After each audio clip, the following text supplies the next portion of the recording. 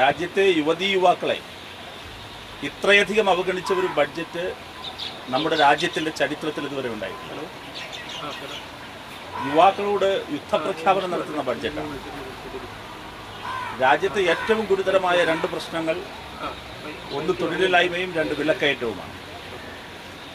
അതിൽ തൊഴിലില്ലായ്മ എന്ന പദത്തെപ്പോലും ബഡ്ജറ്റിൽ നിന്ന് മാറ്റി നിർത്താൻ നിർമ്മല സീതാരാമൻ മോദി സർക്കാർ പരിശ്രമിച്ചു. അങ്ങേയറ്റം പ്രതിഷേധാർഹമാണ്.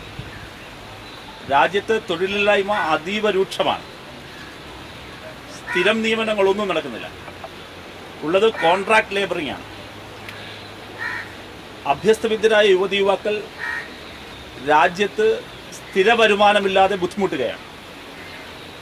പക്ഷേ ഈ പ്രശ്നത്തെ ബഡ്ജറ്റിൽ അഭിസംബോധന ചെയ്തിട്ടേയില്ല. അൺഎംപ്ലോയ്മെന്റിന് നേരെ, തൊഴിലില്ലായ്മയ്ക്ക് നേരെ കണ്ണടച്ചിരുട്ടാക്കാൻ